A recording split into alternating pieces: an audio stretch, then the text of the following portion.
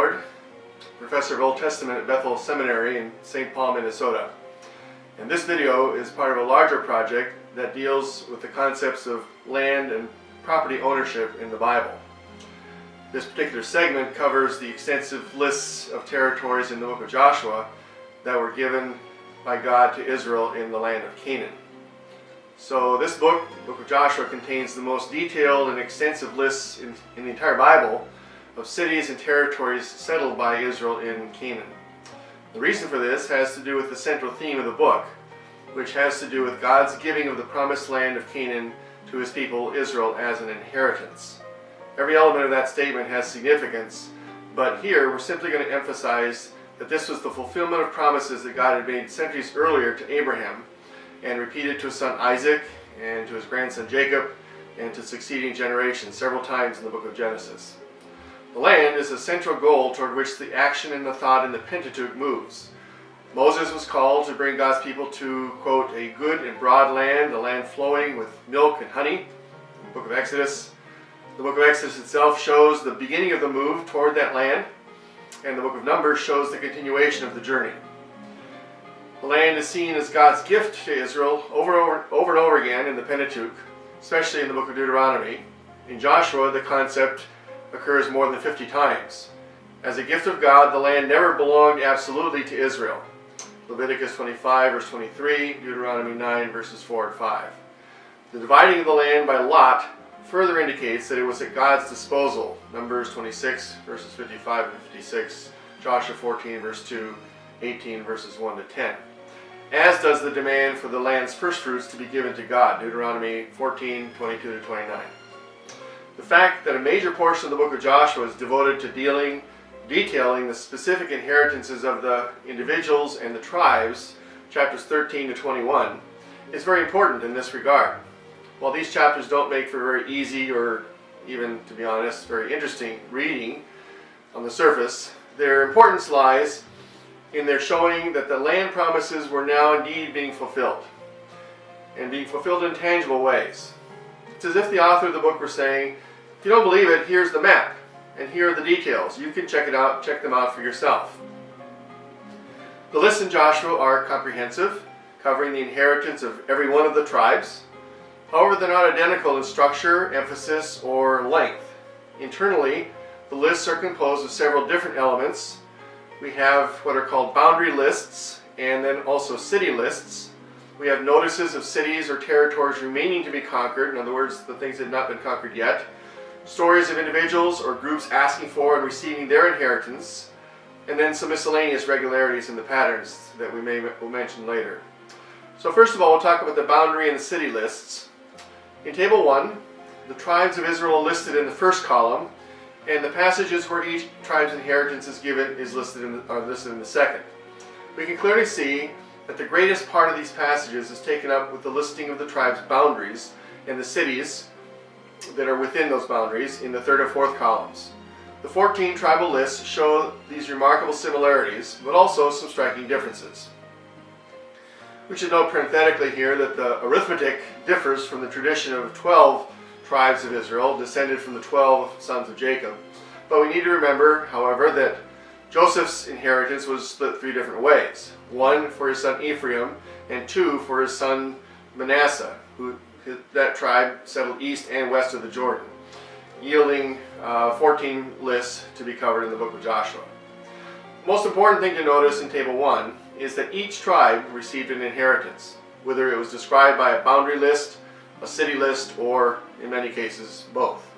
God was fulfilling the promises to Abraham to give Israel the land, even to the most insignificant or the weakest tribe. The table lists each tribe, then the passages where the tribe's inheritances are detailed, and then the portions of those passages that describe the city's boundaries, or the tribe's boundaries, are given, followed by the lists of towns for the tribes. Now the boundary lists for three tribes, there are no boundary descriptions at all. The tribe of Levi received no contiguous territory, only cities, because their inheritance was the Lord himself, or the sacrifices of the Lord. We read about that in chapter 13, verse 14, verse 33, and chapter 18, verse 7. Simeon's and Dan's territories are not characterized by any border or territorial descriptions, because Simeon was absorbed into Judah, chapter 19, verses 1 and 9. And because the Danites had difficulty taking their own territory, chapter 19, verse 47. So they migrated north and took territory there. The boundary lists have a different feel to them than the city lists. The city lists are almost exclusively just that, bare bones lists of city names with almost no further information. The boundary lists, on the other hand, are more alive, more of a narrative nature, with complete sentences and verbs leading the reader along as the limits of the territories and the direction in which certain boundaries run are described. The verbs used in the list vary from list to list, and they add distinctiveness and color to them. They're very precisely drawn, and they pulsate with life. As the reader moves along, he or she can almost watch as the leading edge of the boundary moves down into this valley, around to that city, along that slope, up that hill, and ends by extending as far as the sea or the river. Many different verbs are used to describe the ways in which the boundaries operate. One scholar has highlighted the 9 for which the word boundary is the grammatical subject, the 9 verbs.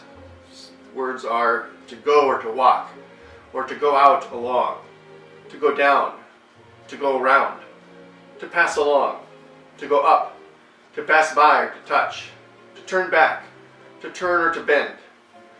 These verbs link the fixed points, or they give life to a line, such as the reader can enter into the experience of map drawing himself or herself, so to speak. As did the 21 surveyors sent out from Shiloh in chapter 18, verse 4, where we read this, quote, "Provide 3 men from each tribe, and I will send them out, that they may set out and go up and down the land. They shall write a description of it, with a view to their inheritances, and then come back to me." To illustrate, this is something like the children's toy, the Etch-a-Sketch, where the knobs control the line being drawn, and you can see the line going this way and that. That's sort of what it feels like when you read the boundary descriptions. Along with the directional indicators, prepositions and nouns such as from or to, alongside, to the north, to the sea, to the east, as well as geographical nouns such as border or tongue or shoulder, slope, valley, hill, wadi. Wadi is a seasonal stream bed, the sea, etc. The verbs combine to generate interesting and very precise boundary descriptions. The fact that many of the points described are not known today should not obscure the marvel and the precision of the original lists. There are also city lists. The city lists for the tribes that settle east of the Jordan River, which are the first 3 in Table 1, they're not as important as the boundary list there. Reuben's cities are mixed in with the boundaries, and none of them are listed for Gad and eastern Manasseh. This is probably because the greater focus in these lists, and in the book of Joshua as a whole, is on the settlement west of the Jordan, the land inherited by the Transjordan tribes that had already been pacified in Moses' day in Numbers 22. In the case of Judah's city list, which is in chapter 15, verses 21 to 62, almost half the cities there are only mentioned in that list. More than half only in Joshua, and more than 2/3 only in lists in Joshua and elsewhere, with nothing more known of them. It appears that the author of the book simply listed many of the city names to create by far the longest and most impressive list for this, the most important tribe. The list itself reflects Judah's prominence in Israel's life. The second thing we'll look at are the cities and the territories remaining to be conquered. Another important type of information in these territorial lists deals with the territories and cities that the Israelite tribes failed to conquer. These are described in 2 sets of passages. The first set is characterized as, quote, "the land that remains," and we read about that in chapter 13, verses 2 to 6. The second set is sometimes called the conquest lacunae, or gaps. In other words, the cities and the territories from which the Israelites were not able to drive out the Canaanite inhabitants. The most organized list of these is found in Judges chapter 1, verses 21 to 35, but previews of much of the same material are found scattered throughout the list in Joshua. Table 2 shows these and compares the information on the conquest lacunae in Joshua with that in the book of Judges. The information here is exceedingly important because it gives a counterbalancing view, number 1, to the seemingly all-encompassing boundary and city lists throughout the book in chapters 13 and 21. And number 2, most certainly to the all-encompassing summary statements of chapter 10, verses 40 to 42, 11, 16 to 23, and 21, 43 to 45. In these passages, it seems as though Israel conquered every square inch of the land and displaced or destroyed every last person there. But the information here shows us a more nuanced perspective. there are vast and important territories left yet to conquer, 13 verses 2 to 6, as well as many cities and regions that the Israelites did not take. So this is a much more realistic picture of the state of affairs in Joshua's day, and it lays the foundation for understanding many of the troubles the Israelites were to encounter later in the period of the Judges and beyond. Number 3, there's some things that are sometimes called the land grant narratives. Scattered throughout the lists of territories and cities are 5 stories in which the characters come to Joshua and the leaders to ask for and receive their own inheritance. Each case has its own unique features, but there are similar patterns running throughout all of them. These have been identified and labeled as the land grant narratives, and we can see 4 major elements in the pattern. First, there's usually a confrontation that establishes the setting and the characters, a meeting of some type with the leaders. Secondly, the would-be grantees present their case and make a request for the land. Third, the land is granted. Fourth, and finally, a summary of the episode's resolution is given. And the 5 stories are as follows. Caleb, in chapter 14, verses 6 to 15. Caleb's daughter, Aksa, chapter 15, verses 18 and 19. The daughters of Zelophehad in chapter 17, verses 3 to 6, which fulfills a promise made by Moses back in Numbers chapter 27. Fourth, the descendants of Joseph in chapter 17, verses 14 to 18. And fifth, the Levites in chapter 21, verses 1 to 3. Finally, there's some miscellaneous patterns throughout the lists that are important, and they're to be found typically in the introductory and concluding statements that bracket the details of each list. And there are a number of regularities that we'll not discuss at this point, they're not that important, but one does stand out because of its theological significance, and that is the repeated statement, clan by clan. That statement occurs almost 24 times. The careful attention to this detail is undoubtedly to show that an important provision of the law of Moses was being kept. In Leviticus 25, the law of the year of Jubilee and the redemption of the land is given, and it's clear that land was to remain in the clans, and that each clan and the clan members were obligated to redeem the land for their constituent families, especially in verses 23 to 28 in that chapter. So the idea of individual land ownership by the clans is reaffirmed here in the book of Joshua. Let's put it all together and ask the question, what is the importance of them? And oftentimes the mind-numbing detail of these lists. Why is it significant that there are certain patterns to them? Why are there so many chapters in the book of Joshua that are devoted to this? I think there's several answers to those questions. First and foremost, as we've already said, these lists are the heart of the book, chapters 13 to 21, in that they prove, quote unquote, to the Israelites and to the book's readers that God was indeed being true to his promises centuries earlier. On one level, we could say that it's not enough simply to assert that God gave Israel the land, to state that he fulfilled his promises, and to ask the reader to take the author's word for it. That could be done in 3 or 4 verses. But for such promises as these, given so many centuries earlier, such simple assertions would have been profoundly anticlimactic. A deep sense of satisfaction would come if the reader could actually trace the fulfillment of these promises, city by city, hill by hill, wadi by wadi, border by border. It's like reading a good book that a person becomes engrossed in which he or she is reluctant to have it come to an end. The reader wants every word in detail to count, and they slow down toward the end. So too here.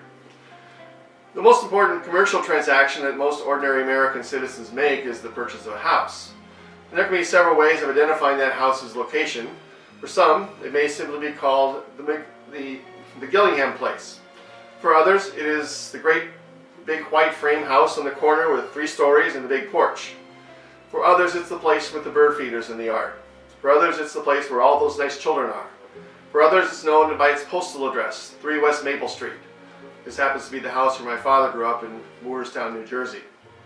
However, in the eyes of the law, the description of the house and the property on which it stands is much more complicated and precise. It will contain certain terminology, and for this, let me just say I pulled out my own real estate deed and changed some of the wording, but the structure of this, what it follows here, is pretty much what you find when you buy a house. So terminology like lots 56 in block 212, in uptown unit number 23, being a subdivision of the southeast quarter of the southwest quarter of section 18, township 34, north, range 8, east of the 6th principal meridian according to the plat thereof, recorded on such and such a date as document 9765 in Book 42 of Plats, page 29 in Lincoln County. That language is virtually unintelligible to most normal adults, but when the time comes to buy a home, it's of crucial importance, and the buyers are glad that someone, their lawyer, their survey company at least, understands it and has looked carefully over it very well. Accurate, precise language such as this is critical to the successful completion of a sale. So too here with the list in Joshua of the lands that Israel inherited. Israel's God not only had promised the land to them, but he had carefully prepared it and parceled it out.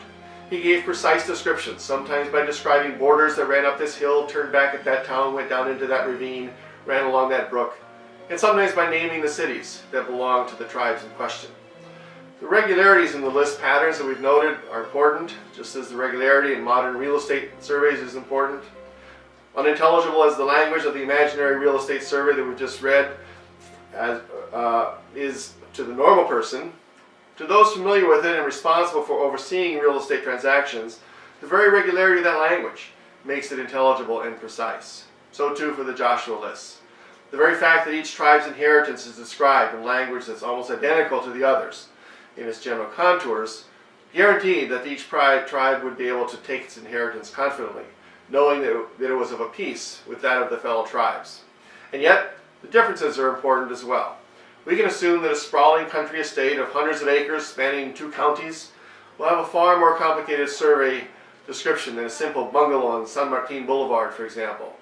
Certainly the numbers and the names in each survey will be different, and so too here in the Joshua list. Each one follows general patterns, but each one is unique as well. Oftentimes it's the irregularities that are most significant. As we've already mentioned, the differences in the descriptions for Judah, the Joseph tribe, Simeon, Dan, Levi, are all important theologically. The stories of the claims of individuals show God's fulfillment of the promises down even to individual people's claims. Tribes, clans, families, and even individuals mattered in God's scheme of things. And his provision for the Levites, his priests and special servants, demonstrate other important things about his character and about the religious priorities to be followed in Israelite society. So, despite their seeming impenetrability, the lists in Joshua will richly repay any time invested in understanding them. They are indeed the core of the book of Joshua. They are what we might call the legal data, supporting the tribe's claims to their territories and validating their God's faithfulness to them. They give a deep sense of rootedness to the people.